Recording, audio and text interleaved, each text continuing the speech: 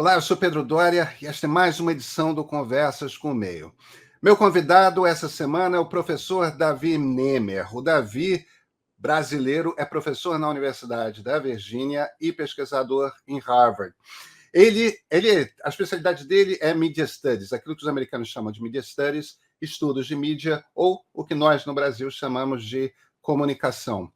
Nesse ambiente de comunicação, ele estuda mídias digitais, em particular redes sociais e aplicativos de mensagens, como o WhatsApp, como o Telegram, que começa a se tornar muito popular aqui no Brasil. O Davi também frequenta uma quantidade imensa, que vocês não têm ideia, de grupos bolsonaristas dentro do Telegram, dentro do WhatsApp. E ele faz isso há tanto tempo que ele é capaz, por exemplo, de dizer para vocês como é que esses grupos funcionam, como é que esses grupos evoluíram desde 2018, na eleição do presidente Jair Bolsonaro até agora, e que tipo de impacto a desinformação pode ter nessa eleição que a gente vai enfrentar em 2022. Desinformação é um tema-chave. A questão de se bloquear o Telegram, que se recusa a obedecer às leis brasileiras, se esse bloqueio pode ser eficaz ou não.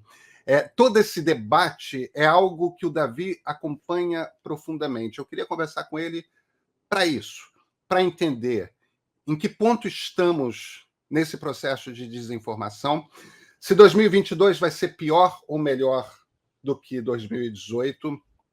E, gente, se tem algum tipo de saída à vista, porque, afinal de contas, a gente tem algo como 1/5 e 1/4 da população que se perdeu num buraco negro, né?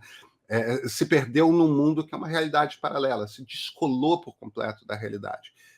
Isso tem volta? Que tipo de gente entra nesse buraco? Como é que a gente volta a ter uma democracia funcional? Não é só um problema para o mundo, evidentemente, para o Brasil, evidentemente, é um problema para o mundo todo. E o Davi, pelo menos, se não respostas, algumas suspeitas de para onde estão as respostas, ele tem. Com vocês, Davi Nemer.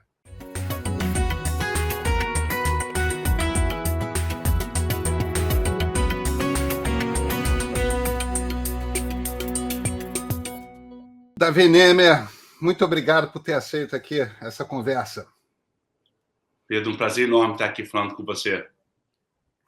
Davi, deixa eu começar. Você tem uma especialidade rara e que se tornou uma das...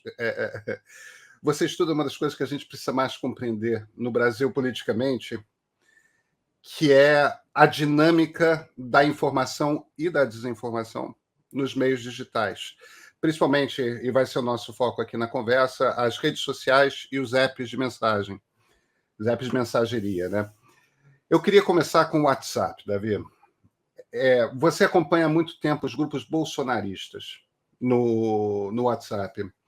Você percebe, existe alguma diferença de como eles funcionavam em 2018, quando o Bolsonaro foi eleito, e hoje? Teve alguma mudança de dinâmica? Como é que foi essa evolução de lá para cá? Sim, Pedro, teve uma grande mudança. O WhatsApp em 2018 era não a grande novidade, mas sim a ferramenta principal para a disseminação de propaganda política e desinformação, né?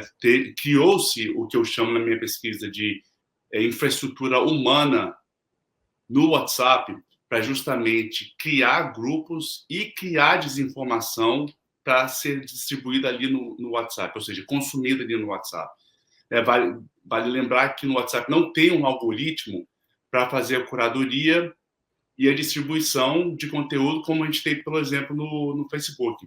Na ausência desse algoritmo, cria-se essa infraestrutura humana em que ela cria, dissemina e, ao mesmo tempo, consome a desinformação. E o que eu estou falando nisso é que nos grupos de WhatsApp pró-Bolsonaro, em 2018, ali tinha-se um ecossistema perfeito para essa disseminação de fake news, ou seja, no topo, né, dessa pirâmide tinha quem produzia desinformação, no meio dessa pirâmide tinha quem distribuía e reforçava essa desinformação, ou seja, não deixava qualquer espaço para questionamento dessa desinformação, que eu chamo ali do exército bolsonarista, e o topo seriam os influencers, né, aqueles que criam desinformação. e na base você teria a grande maioria, né, que era o brasileiro comum, que estava querendo saber quem era Bolsonaro. Em 2018, Bolsonaro não era conhecido, né? Principalmente no segundo turno, muitas pessoas motivadas ali pelo antipetismo e que tinha votado em outra pessoa no primeiro turno, queria conhecer mais Bolsonaro. Então, ali nesse ecossistema, a desinformação que era distribuída era feita para o WhatsApp, ou seja, as pessoas estavam sendo pagas para fazer essa desinformação. O negócio estava ali centrado no WhatsApp. É claro que com os avanços do inquérito do STF, do Alexandre de Moraes, e também a CPMI das fake news, pouco se fala das CPMI das fake news do Congresso, né? Mas teve muitos avanços ali, principalmente quando eles chamaram muitas pessoas ali para depor frente aos parlamentares. Isso criou diversas dificuldades dessa dinâmica dentro do WhatsApp, ou seja, as pessoas que estavam financiando e se expondo demais no WhatsApp viu ali como um perigo, já que tanto o inquérito do STF quanto a CPMI das fake news estavam fazendo avanço. Só que vale lembrar, Pedro, que a desinformação, antes de ser uma ideologia política, ou seja, as pessoas estarem motivadas para disseminar uma ideologia política, eles estão ali por causa de uma motivação financeira. Ou seja, quem bolou essa infraestrutura humana da desinformação viu um grande mercado. E é um mercado que tem muito dinheiro. Por exemplo, a Patrícia Campos Melo, né, identificou aqueles tiros em massa no WhatsApp que custou milhões de reais. E isso não era diferente ali nesse ecossistema do WhatsApp. Só que com os avanços das investigações, como eu falei, e, por exemplo, nós tivemos o Paulo Marinho, que chegou a declarar que distribuiu fake news ali dentro do bunker que ele montou na casa dele, né, no Rio de Janeiro, para promover o Bolsonaro. Isso, as pessoas começaram a ficar muito expostas, o esquema começou a ficar muito exposto. E com o medo de ter uma retaliação, esse dinheiro saiu do WhatsApp. Com essa saída do WhatsApp, as pessoas que criaram ali um modo de vida dentro desse financiamento não quiseram largar o osso, não quiseram largar ali a forma de ganhar dinheiro. Então, foram se buscando diversas outras formas de monetizar em cima da desinformação. Então, como o WhatsApp não estava mais, a fonte do dinheiro para a mídia do WhatsApp não estava mais presente, eles foram buscando outras formas. Por exemplo, em 2019, 2020, teve um boom de site de notícias, né? Que, na verdade, eram sites de desinformação. Esses sites, os links desses sites circulavam sem parar dentro dos grupos de WhatsApp. Ou seja, percebe que ali em 2019, 2020, a gente sai de uma mídia, né, de um meme, de um vídeo, de um áudio feito para o WhatsApp, agora a gente vê links de sites. O que acontece com esses links? Você tira o tráfego do WhatsApp e leva o tráfego para o site de desinformação. Por quê? Uma vez você levando o tráfego para o site de desinformação, você monetiza em cima dos anúncios que ali está disponível, né? Que é, por exemplo, o Google AdSense. Qualquer um pode colocar o banner do Google AdSense ali e todo o clique que é gerado em cima desse banner no seu site, você gera uma monetização, né, para você, para o dono. Com o avanço dos próprios Sleeping Giants, criando essa consciência, né, dos anunciantes em sites de fake news, os anúncios começaram a sair ali dos sites, né, de desinformação. Então, eles foram perdendo essa renda. Só que, lógico, eles foram se reinventando para buscar mais renda, já que perderam, vamos dizer assim, a renda dos sites. Hoje, né, agora, no final de 2020, 2021, criou-se uma nova estratégia que é monetizar em cima de vídeos de YouTube, assim como uma aposta que é de 2022, que é o Telegram. O YouTube, né, a gente sabe que funciona no mesmo esquema que os anúncios de sites. Você clica no vídeo, a pessoa assiste um anúncio e esse vídeo monetiza. Então, hoje, no WhatsApp bolsonarista e no Telegram bolsonarista, o que mais circula são links de YouTube. Porque, novamente, é para levar o tráfego desses grupos para esses vídeos. E ele monetiza. O interessante, Pedro, agora é que a grande aposta é no Telegram. E muita gente não entendeu o porquê que teve esse boom no Telegram ali em janeiro de 2021, as pessoas não entenderam qual foi a motivação. O Pavel Durov, que é o CEO do Telegram, que se recusa a conversar com nossas autoridades, ele é uma pessoa extremamente egocêntrica e que ele fala muita coisa. Ele está o tempo todo soltando notícias e não tem noção, eu acredito, do tamanho do aplicativo dele. Por exemplo, no Brasil, são 53% dos celulares brasileiros têm, né, o Telegram. Ele falou que os donos de canais de Telegram, os canais começariam a mostrar anúncios e que os donos desses canais teriam uma certa comissão, uma certa renda em cima desses anúncios. Então, a partir que ele faz esse anúncio, a gente vê um boom de adesão, né, no Telegram no Brasil. É lógico que o Telegram ele é introduzido no Brasil em ondas, né? Mas essa foi uma onda muito forte. Então, hoje, a aposta é tanto no YouTube quanto no Telegram para essa monetização.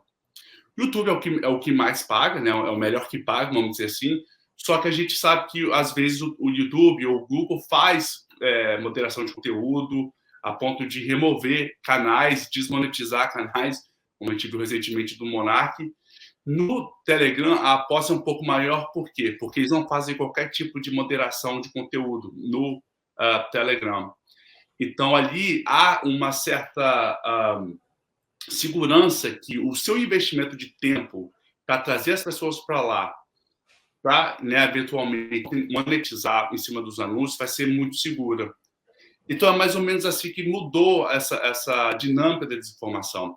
A gente passou de conteúdo feito especialmente para o WhatsApp, né, pago para isso, para depois links de sites, links para vídeos de YouTube, e hoje a gente vê uma mudança, né, uma mudança maior com a adesão do Telegram, mas ainda os links de YouTube são os que prevalecem dentro desse ecossistema de desinformação.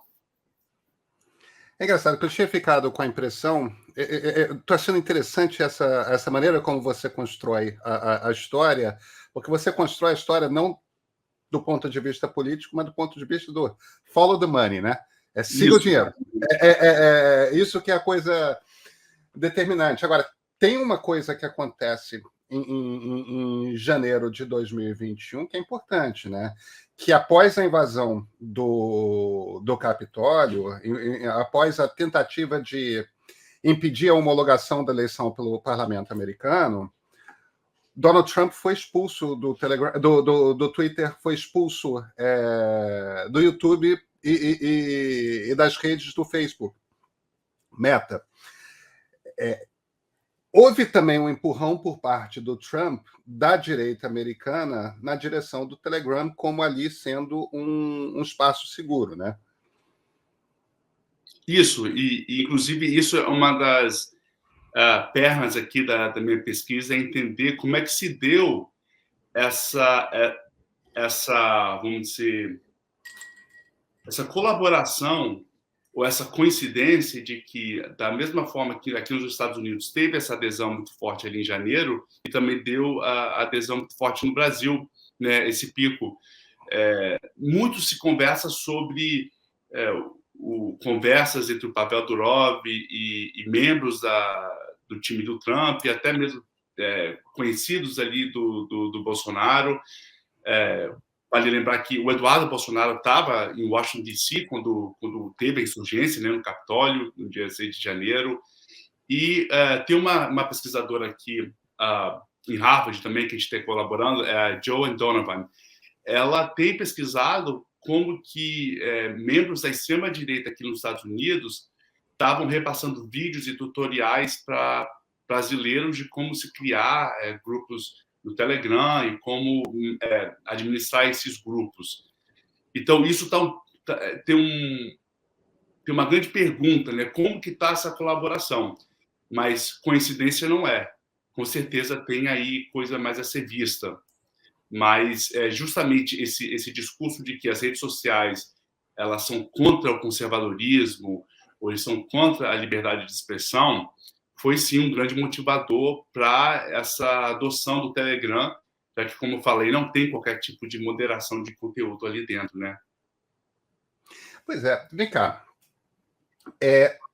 O, os ministros do TSE, o ministro Fachin falou disso, o ministro Barroso falou disso, o ministro Alexandre de Moraes falou disso. Quer dizer, o ex-presidente do TSE é o presidente que está tomando posse hoje, o Fachin, e o presidente, o futuro presidente no momento da eleição. Os três falaram sobre a possibilidade, não se comprometendo com ela, de bloquear acesso ao Telegram no Brasil. Cara, os russos tentaram por 3 anos bloquear o Telegram, até que capitularam, porque bloquearam, parece que mais de 1 milhão de endereços IP para tentar impedir que as pessoas tivessem acesso ao Telegram dentro da Rússia e não conseguiram fazer diferença.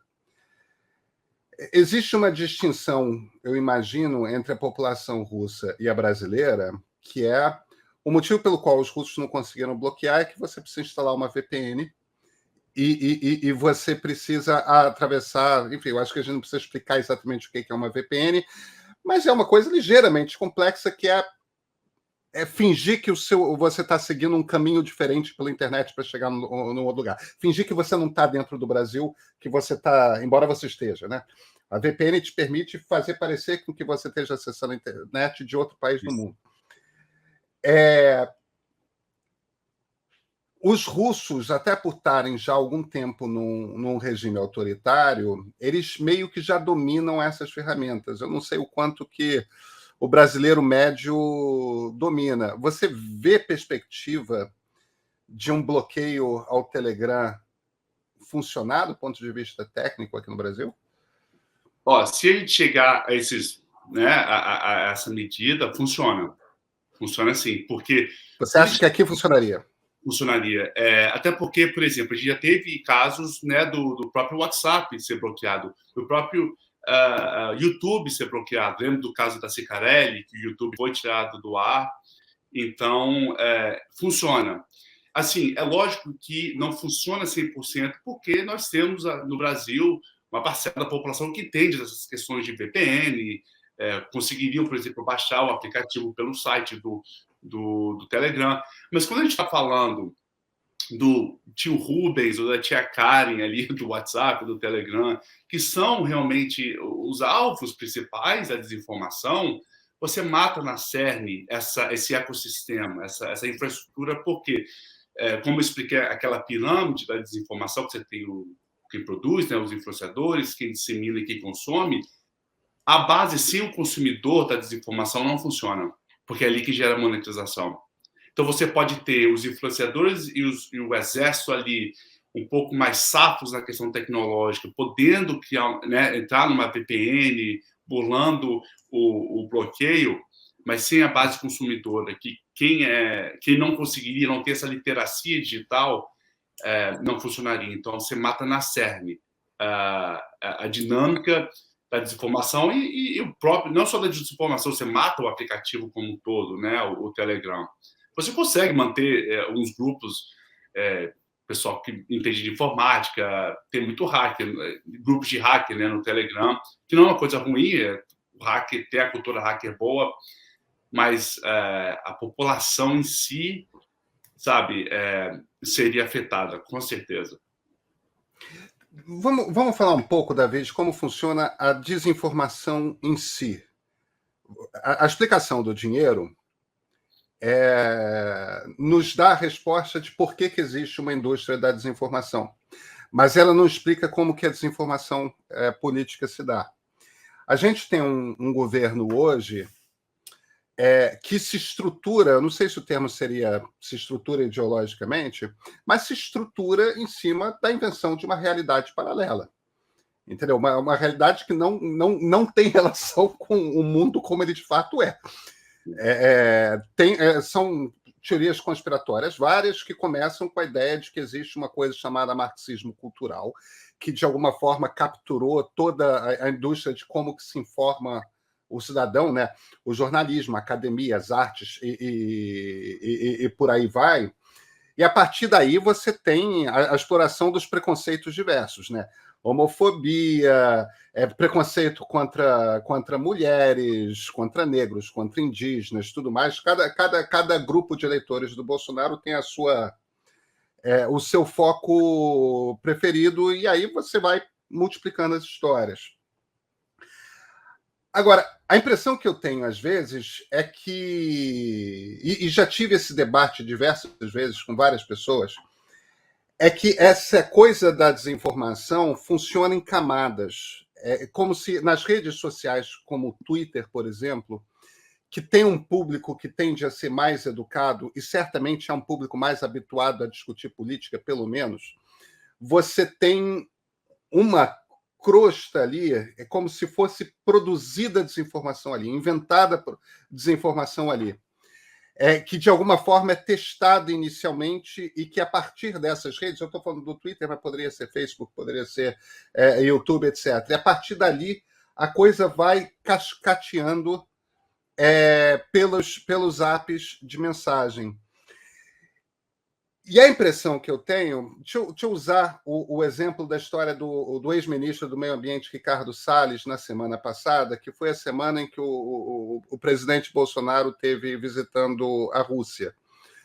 O Salles fez uns 2 ou 3 tweets falando sobre como que o Bolsonaro estava negociando a paz entre Rússia e Ucrânia.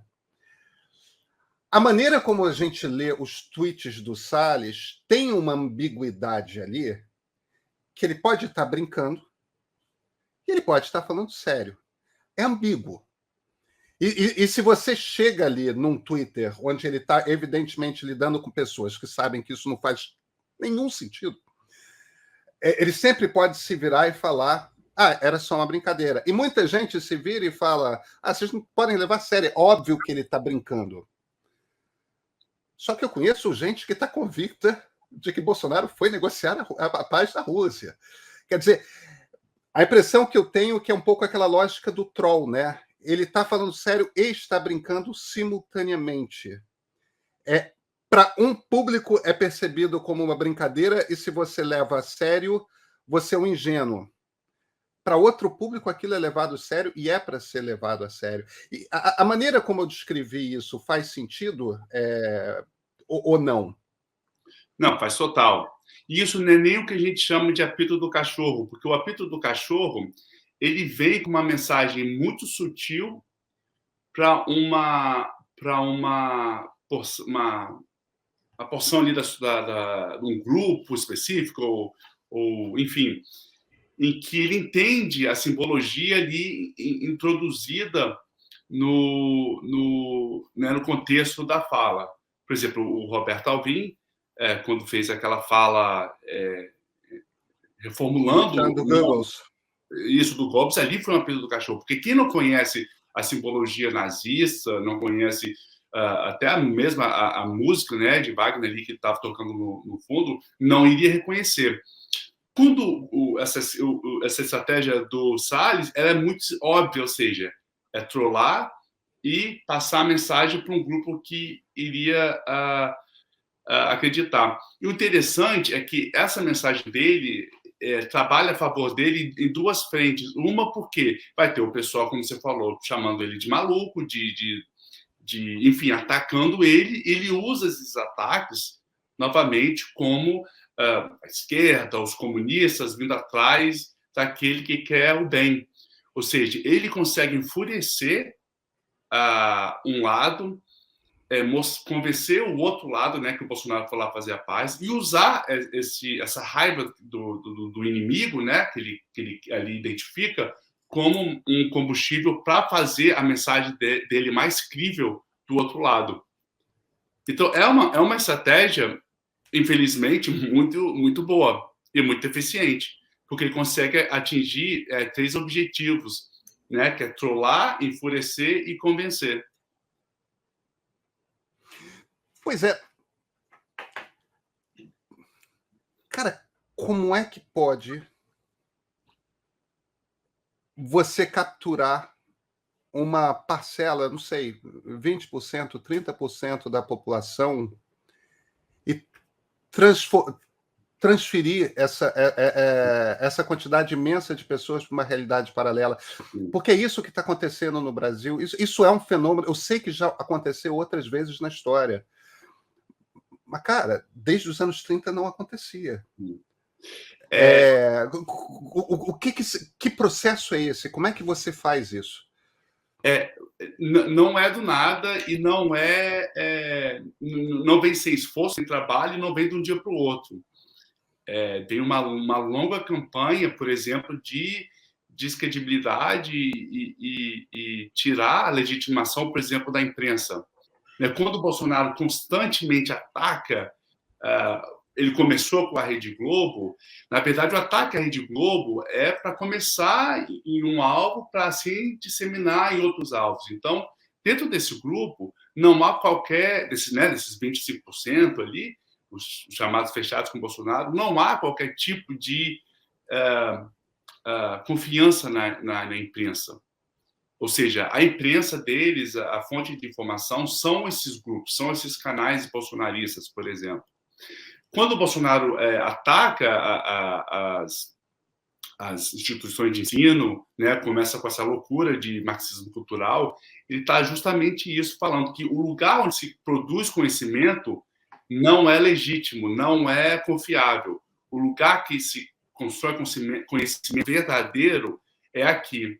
E essa questão do conhecimento verdadeiro, né, essa questão da teoria da conspiração, ela vem através de uma sedução, né, a sedução informacional, ou seja, só eu que tenho essa informação e o mundo inteiro está tentando esconder ela de você. Só aqui nesse ambiente você tem esse acesso. O Olavo surgiu muito em cima disso, né, de que só ele teria a verdade verdadeira.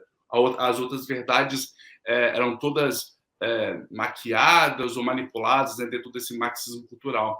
Então, hoje a gente vê, ou seja, então, tem a manutenção desse mindset, né, desse entendimento, ou seja, já não há qualquer tipo de confiança na imprensa, na academia, nos livros, na ciência, porque as pessoas foram condicionadas a esse tipo de pensamento. Então, hoje, o bolsonarismo só precisa nutrir né, praticamente um estilo de vida. E uma coisa que a gente tem hoje, que a gente não tinha antes, né, em 30, enfim, é que os repositórios de conhecimento sempre foram focados na academia, na ciência, até mesmo na imprensa.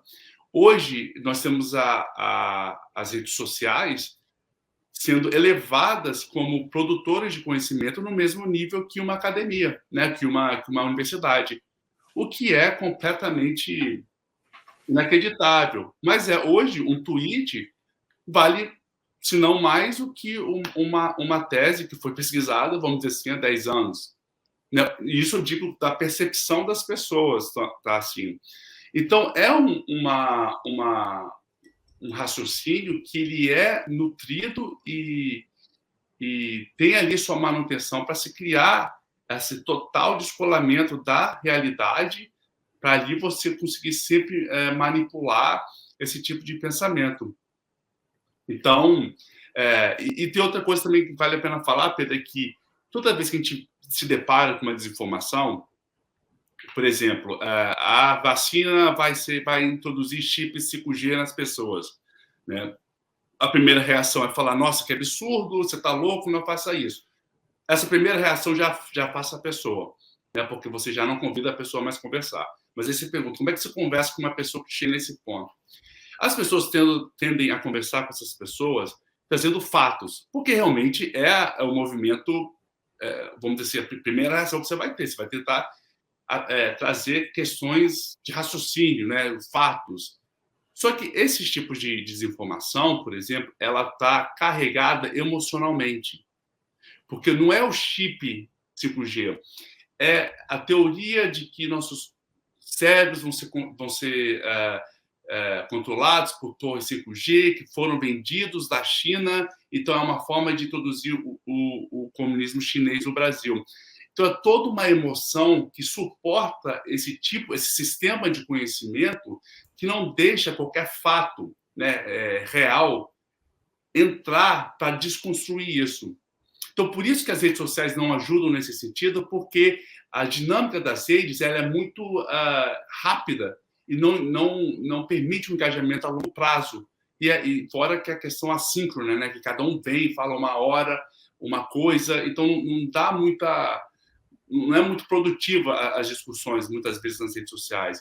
Então, a pessoa já vem carregada de uma certeza, né, e endossada por uma emoção, não tem fatos no mundo que possa desconstruir isso. Então, essa é uma das grandes desafios, né? Como que você consegue desconstruir com fatos, ciência e realidade algo que não é ligado com a realidade, não é ligado com fatos, é ligado com as emoções. É igual a fé. Como é que você fala que uma fé é melhor que a outra? Como é que você fala que um Deus é melhor que o outro? Não tem, né? É mais ou menos assim que funciona essa desinformação. Pois é, a gente tem esse fenômeno que é a política se tribalizou, né? E quando eu digo se tribalizou, não é só virou uma coisa de nichos e cada nicho tem, sei lá, o seu líder, a sua ideologia e tudo mais. É mais do que isso, virou uma questão de identidade, né? O grupo político que você segue está diretamente ligado à sua identidade. Uhum. Então, você passar a achar que não tem o chip 5G é você trair o seu grupo. Isso. É quase uma apostasia, né? Você vira um apóstata, você é excluído daquele grupo. O que dá uma coisa de uma solidez para... E provavelmente é isso que explica o fato de que, no seu pior momento, o Bolsonaro nunca teve menos que 20% de aprovação, porque as pessoas têm um tipo de compromisso com Bolsonaro que não tiveram com nenhum outro presidente da nova República. As pessoas que votaram no Collor abandonaram o Collor em 2 segundos, né? Não teve... Tipo, não se sentiam emocionalmente ligadas ao Collor como se sentem ligadas ao Bolsonaro. Mas o que é num ser humano que leva a isso? Algumas pessoas argumentam que é uma questão de educação. Só que e tudo bem, aí a gente olha para a população brasileira, a gente tem um problema de déficit educacional imenso, apesar dos avanços da nova República, ainda assim a quantidade de pessoas que terminam o ensino básico com dificuldade de compreender o que leu é imensa. Tudo bem. Mas vem cá, isso não é um problema nos Estados Unidos. Os Estados Unidos têm rigorosamente a mesma questão. Você tem ali 1/4 da população que foi capturado pelo trumpismo e não é tão diferente assim do bolsonarismo nas teses mirabolantes que existem, né? O problema do anti-vaxxer na França é gigantesco. Os franceses são ainda melhor educados do ponto de vista formal do que os americanos. Onde está a fragilidade em nós que permitiu que essa tecnologia digital de comunicação fosse usada como uma ferramenta para captura de almas? Sim, só fazendo um adendo aí, Pedro, acho que você é preciso em trazer essa questão da educação e das fake news, porque a gente, aqui nos Estados Unidos também, mas no Brasil principalmente, tem uma certa mania de culpar o pobre, né? Está aqui porque o pobre não tem acesso à educação Eu conheço muita gente com fortuna que é bolsonarista e acredita naquelas coisas. Mas tem, né? E é isso que eu vi muito, por exemplo, na minha pesquisa que eu fiz nas favelas de Vitória, foi que, como é uma população que está o tempo todo, que ela entende que ela vive num sistema que está o tempo todo para trapacear eles, né? Eles conseguem absorver informação com um certo questionamento, porque eles sabem que todo o aspecto ali que eles vivem na vida deles é para trapacear de uma certa forma, de passar isso para trás. Então, isso tem muita desconfiança. Então, essa máxima, né, de que é um problema de educação, não é porque pessoas que têm um nível baixo de educação formal, o que eu vi na minha pesquisa, teve uma abordagem de literacia com desinformação muito melhor do que a gente vê. Tanto é que os números mostram que a classe média, né, principalmente as pessoas mais velhas, é que tem mais propensão de acreditar e distribuir desinformação. Mas a sua pergunta sobre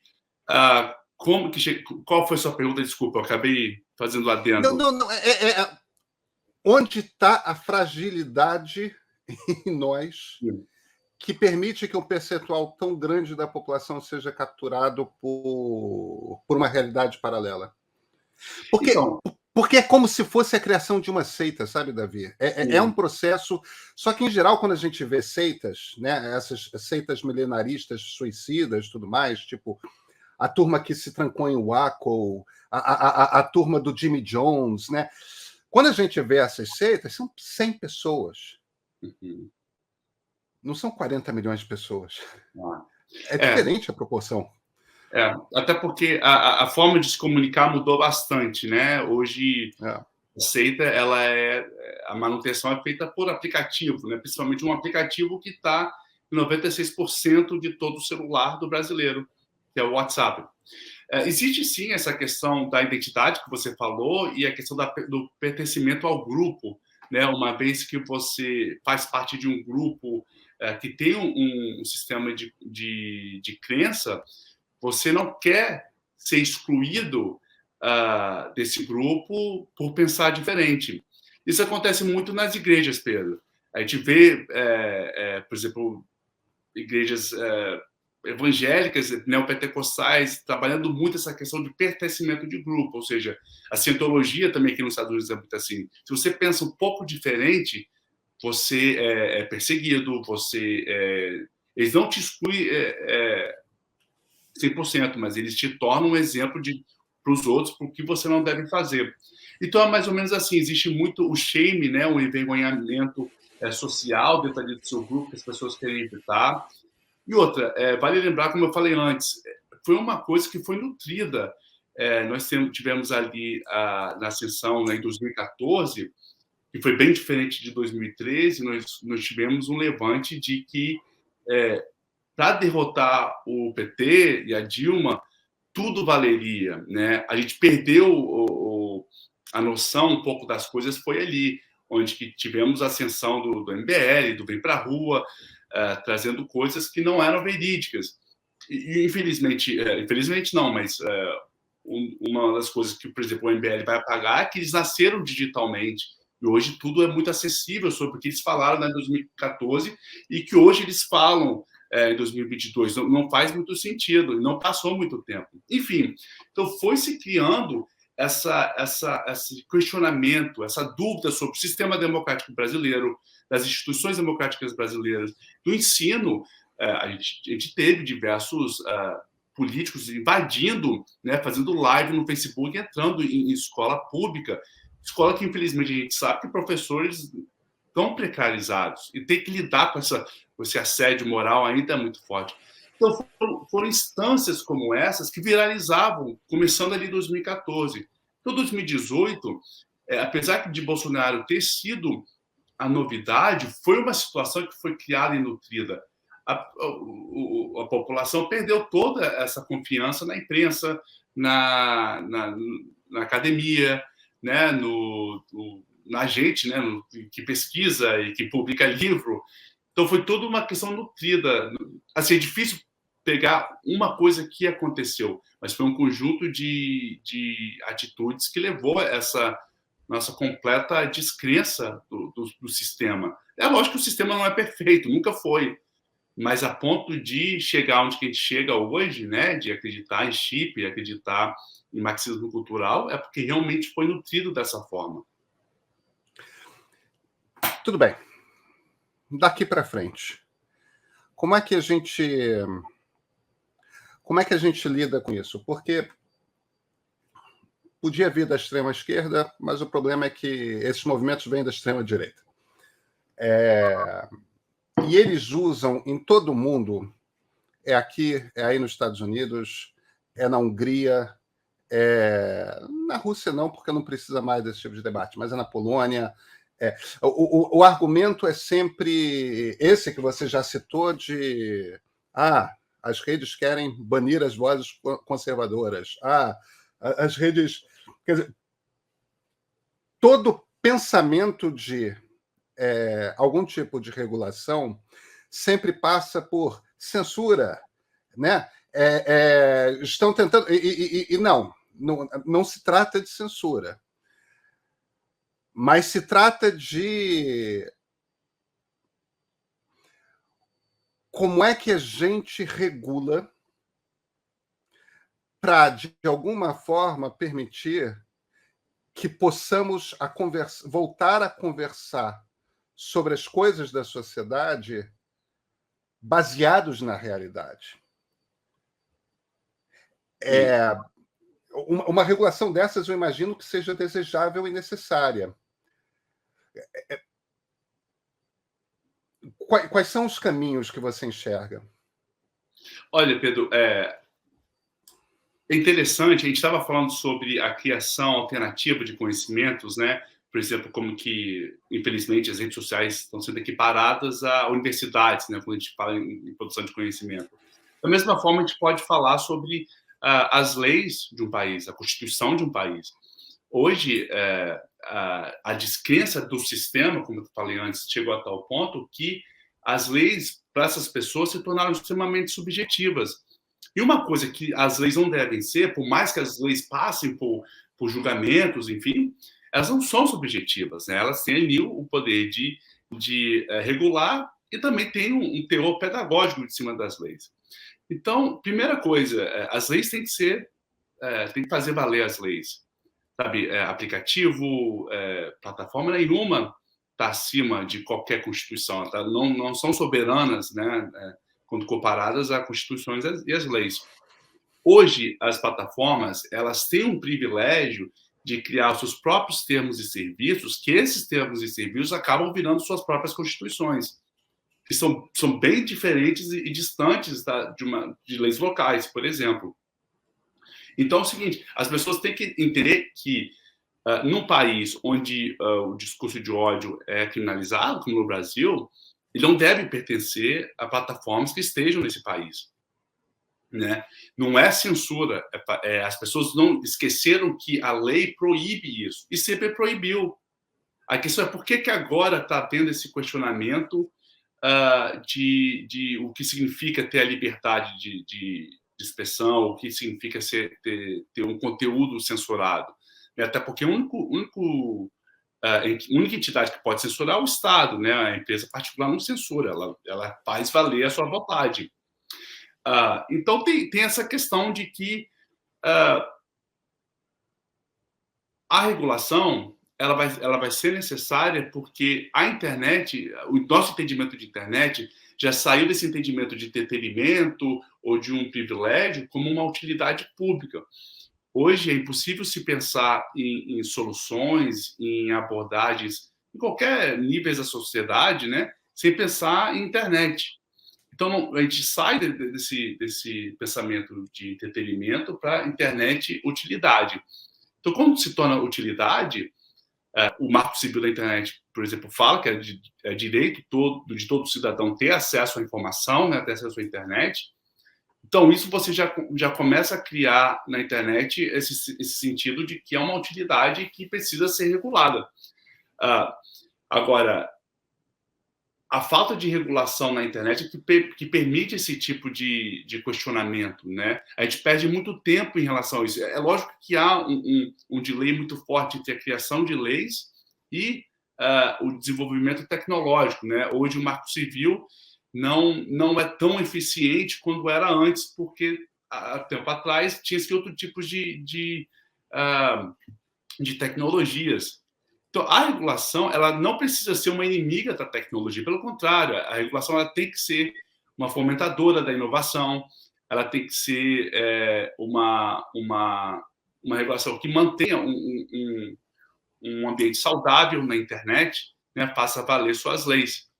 Mas eu acho que esse distanciamento que está entre a internet e a regulação é que realmente cria esse espaço para questionamento e que a internet não deve ser regulada, não deve ser tocada por nenhuma regulação. Isso é um entendimento que volta lá para os anos 60, né, nos primórdios da internet, ali, nos anos 70, desculpa, 80, onde que tinha a abordagem bem hippie em relação à internet, bem paz e amor, aquela coisa de fóruns. Hoje a internet não inclui só essas pessoas. Hoje a internet tem uma representatividade muito forte de todo o setor da sociedade. Infelizmente, uma dessas representações são os personagens ruins que vão fazer o mau uso dessas plataformas. Pois é, então, as leis que... Desculpa, eu te interrompi. Não, eu queria falar, é possível fazer, porque, por exemplo, aqui nos Estados Unidos, a nossa noção de liberdade de expressão é muito diferente do Brasil, mas ela não é ilimitada. Por exemplo, o discurso obsceno não é permitido, não é protegido pela primeira emenda, né? E outra coisa que aqui tem é a seção 230, que é uma lei em que protege as redes sociais, em que elas são vistas como um meio e não como produtor ou publicador, né, de informação. Ou seja, se tiver algum problema, é entre quem postou essa mensagem e quem recebeu. A plataforma não. Só que é lógico que tem exceções. Uma dessas exceções é conteúdo com direitos autorais. Então, se você... Engraçado que o único conteúdo que eu já tive removido do Twitter foi porque eu postei um vídeo da Shakira na Copa do Mundo, né? Ela cantando o Waka Waka, que teve uma infração de direitos autorais e o Twitter removeu na hora. Então, se eles conseguem fazer isso, por que não conseguem seguir as outras demandas de regulação, por exemplo? Né? Mas, enfim, essa aí é uma outra pergunta. Você estava citando a seção 230, que, se eu não me engano, faz parte do Internet Decency Act, né, que foi assinado pelo Bill Clinton em 96. Aquilo tá... A maneira como a internet é descrita, a proteção que se dá para as plataformas, para os sites, dizendo que você não é responsável por aquilo que um terceiro vai e publica no seu site, é uma coisa que fazia sentido. Uhum. A mesma garantia está no Marco Civil da internet, que se vira essencialmente você é um site, você tem um blog, alguém vai no seu blog e publica um comentário, e aquele comentário, sei lá, é uma incitação ao nazismo, é um crime dentro do Brasil. Eu, que sou o dono do blog, não sou responsável por aquilo que uma terceira pessoa comentou. O problema é que, quando aquilo foi parar no ato que o Bill Clinton assinou em 1996, quando aquilo foi parar, mesmo no Marco Civil da internet brasileira, já nos anos 2000, a gente estava numa situação que era o seguinte: a internet e as empresas.com eram plantinhas frágeis que, se você permitisse que uma onda de processos se abatesse sobre aquele negócio, não tinha surgido a indústria digital. Hoje a gente está falando das 7 empresas de maior valor de mercado na Bolsa dos Estados Unidos. A gente está falando... A Apple já cruzou a linha dos 3 trilhões de dólares de valor de mercado. O Facebook se encosta no 1 trilhão. Quer dizer, o Google já passou dos 2 trilhões. O Google como dono do YouTube, né? A gente está numa situação que essas empresas continuam tendo essa proteção e elas falam com pessoas aos bilhões. A gente está com problema Jair Bolsonaro, que é um autocrata e que falseia a realidade para algumas dezenas de milhões de brasileiros. Cara, na África e em países como a Birmânia, genocídios acontecem por causa de desinformação. A Índia tem problema com linchamento, o México tem problema com linchamento por causa de boato que se espalha no YouTube. Aquela lei não funciona mais, né, Davi? Não funciona.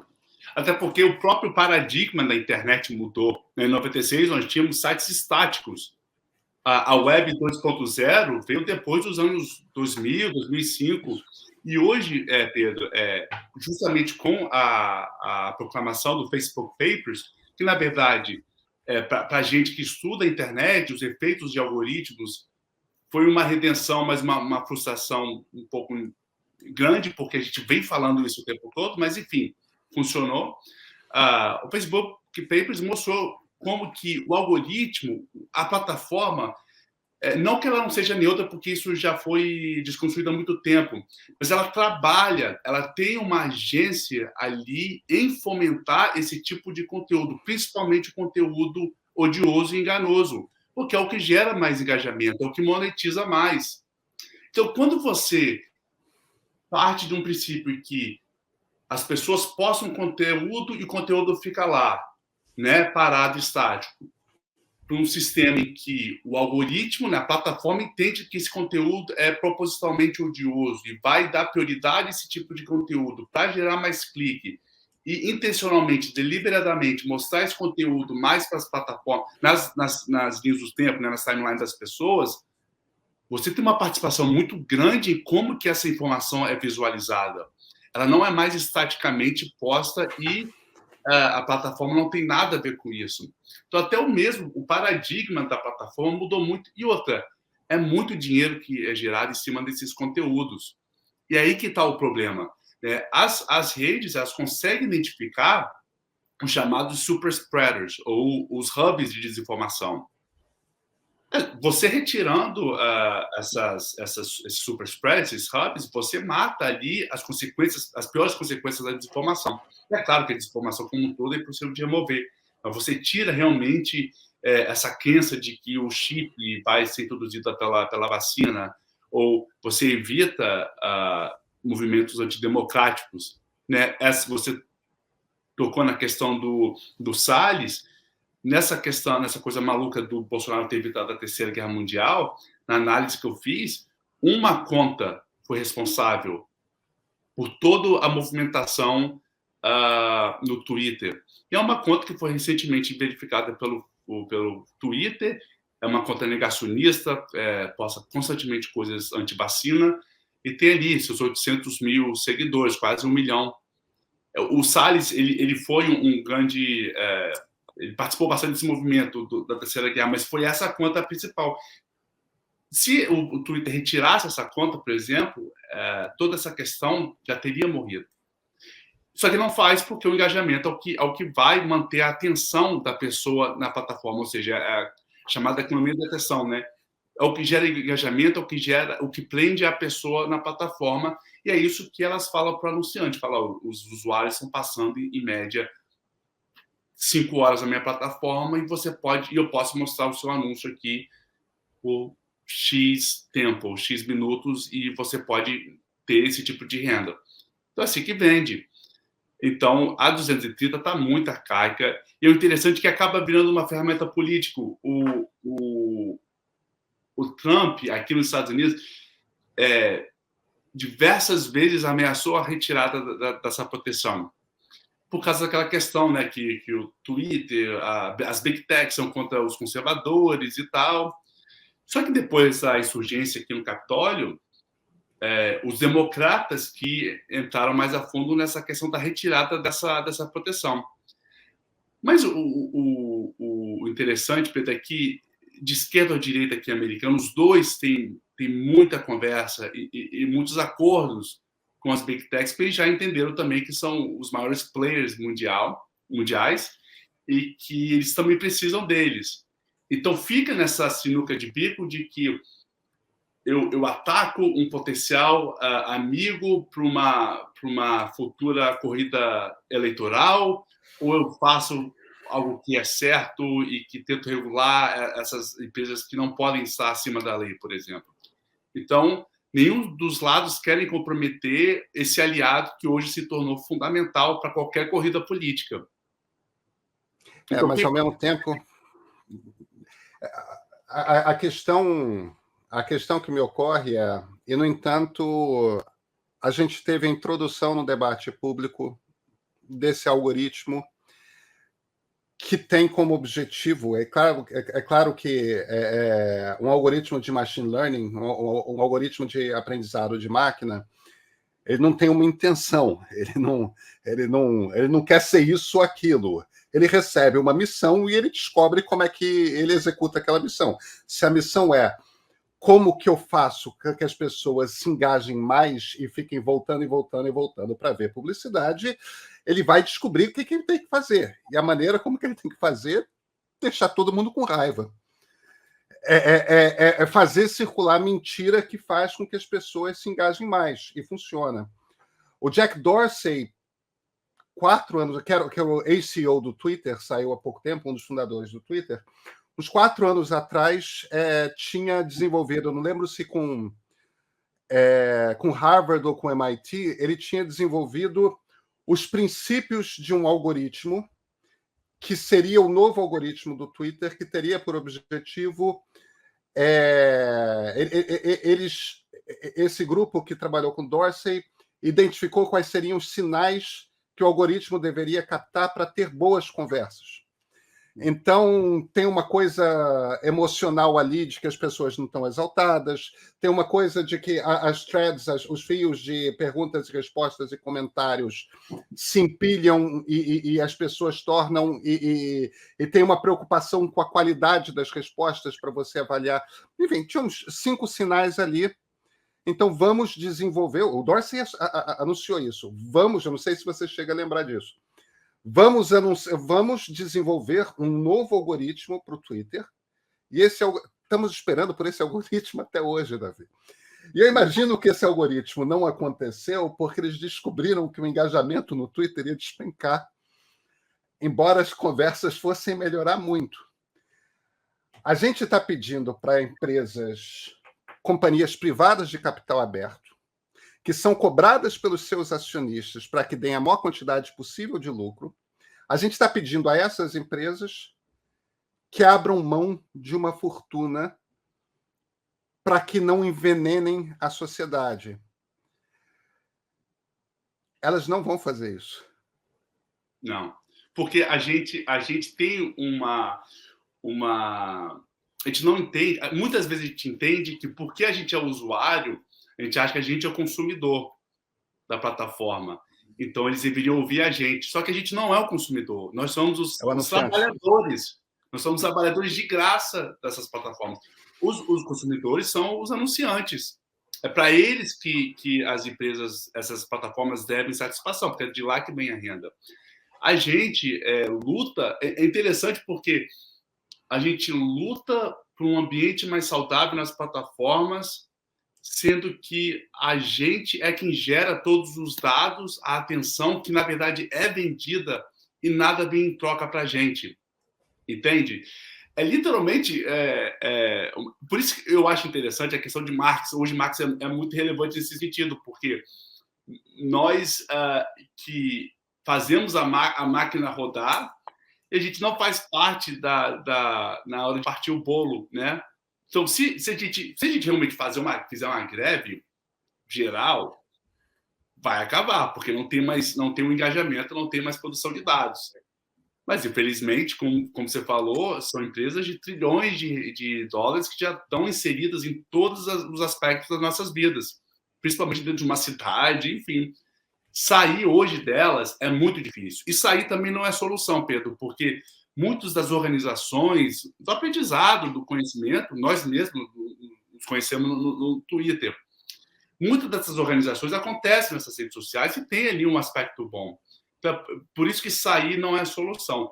Eu vejo a solução na regulação. E como eu falei, criou-se um estigma muito forte em cima da regulação, como se fosse a mão do Estado pesado. Não, a regulação pode ser para promover inovação, para promover um ambiente saudável e outra, fazer valer as leis. Eu acho que não é um mistério e não deveria ser um mistério de que as leis nacionais deveriam valer para todos os aspectos, né, que tocam dentro de um país. Então, não se deveria ter uma expectativa diferente das redes sociais. É isso que fica a questão. Por que com as redes sociais é diferente, sendo que são as que mais lucram, são as mais poderosas?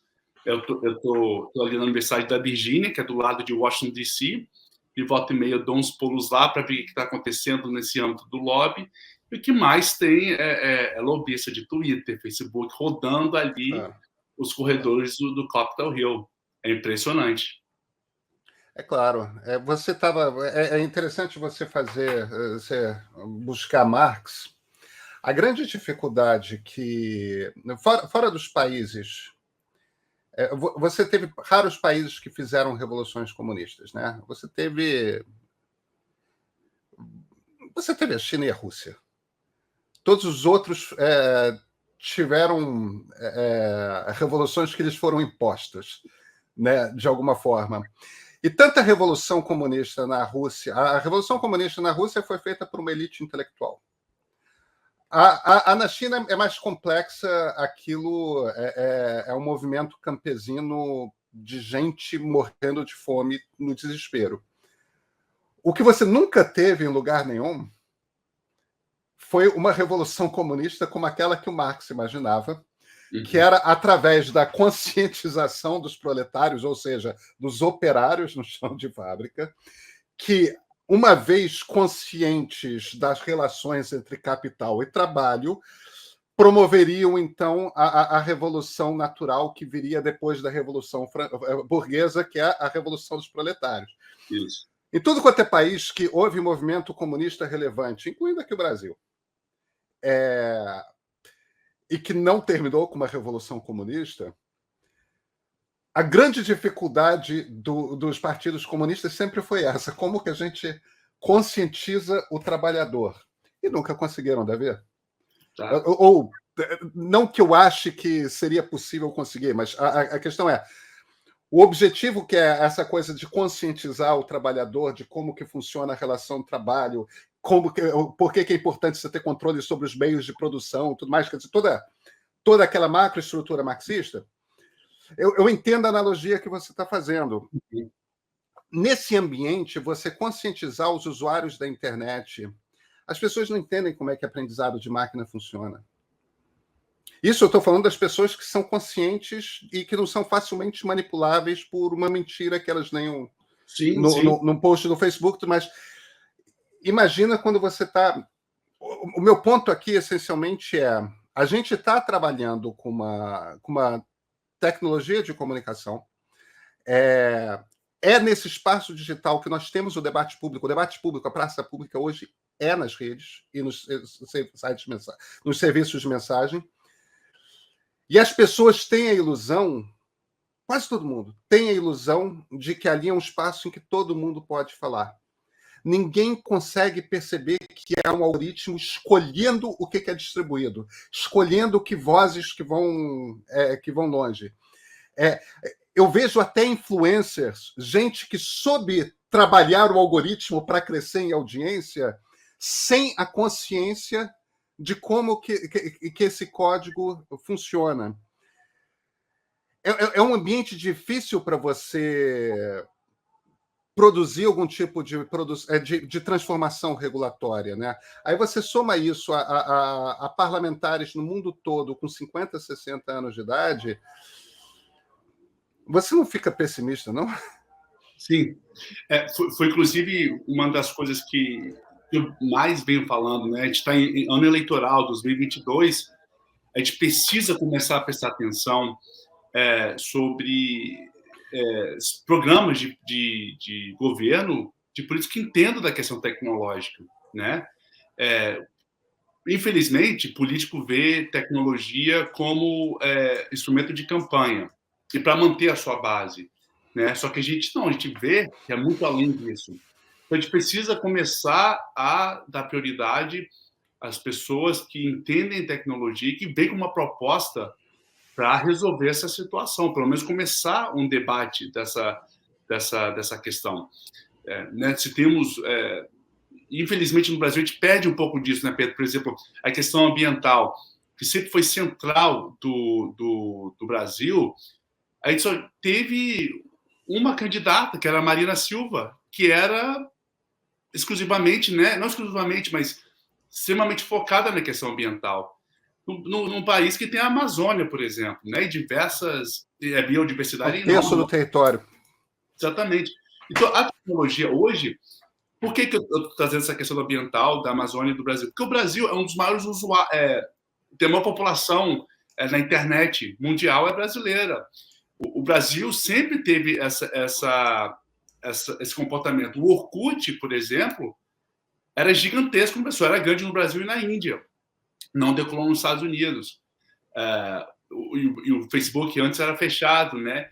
Então, o brasileiro sempre fez parte. A cultura hack no Brasil é muito grande, a cultura open source, né, de código livre, é muito grande no Brasil. Os usuários, os finais, é muito grande. Então, essa questão da abordagem tecnológica no Brasil sempre se fez presente na vida do brasileiro. Agora, o porquê que não há uma preocupação política sobre, né, ou regular, ou enfim, trazer políticas que sejam mais condizentes com a tecnologia atual, isso realmente não faz sentido a gente não ter. E outra, o Marco Civil da Internet foi um exemplo mundial de como se promover uma abordagem de regulação da internet, né? E foi justamente em 2014 que a gente vivia uma certa paixão ainda com a internet, né? A internet ainda era vista como uma coisa boa. E mesmo assim a gente foi muito progressista nesse sentido de criar essa política que teve vozes da população, da sociedade civil, de especialistas, de políticos. A gente mostrou ao mundo como que se faz. E eu acho que a gente deve voltar a esse debate. Não com o Bolsonaro, que isso não vai existir. Não adianta também a gente ser muito ingênuo. Mas a gente precisa voltar esse debate urgentemente. Davi, uma última pergunta. Sua impressão, pelo que você está acompanhando nos grupos bolsonaristas de Zap e Telegram, você acha que essa eleição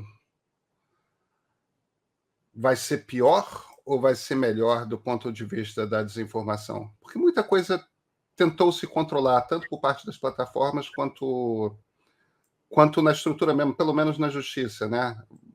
Você acha que vai ser melhor ou vai ser...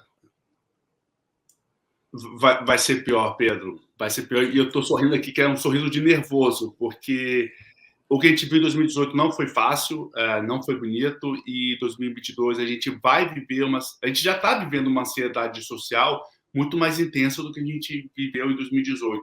É claro que a gente já vem, né, dessa sociedade social, está se construindo ao longo desse governo Bolsonaro, mas é porque a gente está perdeu a sensibilidade, mas vai ser muito pior. Eu digo isso porque Bolsonaro entrega um país numa crise sem precedente, né? Entrega um país muito pior do que ele pegou. É lógico que a gente vem de uma crise do governo Dilma, mas em 2016 o governo Dilma já tinha tomado ações e políticas de austeridade, que ali no governo Temer, todos os índices econômicos já mostravam uma tímida recuperação. E no governo Bolsonaro, tudo pior, até mesmo pré-pandêmico, né? Pré-pandêmico.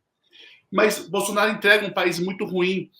E para ele convencer a sua base de que o país está bom e que ele merece merece a reeleição, ele vai precisar reconstruir essa realidade que a gente vive. E a realidade está tão deprimente, Pedro, está tão ruim, o país, não desculpa a palavra, o país é uma bosta. Para ele reconstruir isso, ele vai precisar de todas as artimanhas de fake news, de desinformação, para manter essa base unida votando para ele. Sabe? E quando a gente tem uma base pequena, acuada, é a melhor receita ali de uma radicalização, no sentido de se tornar extremista. Então, essa base, ela vai fazer para o Bolsonaro coisas que não faria em 2018. E coisas que o Brasil não está acostumado a ver. Né? Coisa de gente batendo em gente que está usando máscara, gente retirando vacina da mão de enfermeira. E isso vai se traduzir né, ao longo das campanhas. Então vai ser muito pior. A única certeza que eu tenho, eu deixo aqui cravada, é que ele vai perder. E quando novamente, você tem um inimigo acuado, você tende a tornar esse inimigo mais extremista, né? Então eu tenho certeza que ele vai perder, mas para chegar até lá, a gente vai viver uns tempos bem, bem tenebrosos aí. Mas como eu falo muito, eu sou muito pessimista para o presente, mas eu sou otimista para o futuro. Então, até para a gente chegar nesse futuro, a gente vai passar por uns tempos ruins. Aqui nos Estados Unidos, a insurgência foi uma minoria, mas olha o estrago que fizeram, né? O grupo que o Trump juntou lá em DC não foi essas grandes coisas, mas suficiente para quebrar e entrar dentro do Capitólio. Então, só disso, né, vamos dizer assim, que o Bolsonaro precisaria para criar um certo barulho, mas não vai ter o apoio extenso da população. Então, essas são as questões pontuais que acontecerão, que vai mexer com nossa sociedade, que vai mexer com nossa ansiedade. Mas, para não terminar aqui a nossa conversa num tom extremamente deprimente, eu acredito que o futuro vai ser um pouco mais, como diz, um pouco mais de amor, um pouco mais de compreensão. Acho que a gente vai começar a retornar ao Brasil que a gente era nesse pós-Bolsonaro. O bolsonarismo não acaba com o pós-Bolsonaro, mas tirando ele, Olavo de Carvalho já não é uma figura presente, então acredito que a gente vai ter as ferramentas de reconstruir um país que a gente viu completamente destruído, né, nesses últimos 4 anos. Davi Nemer, muito obrigado pela conversa. O prazer foi todo meu, Pedro. Um forte abraço.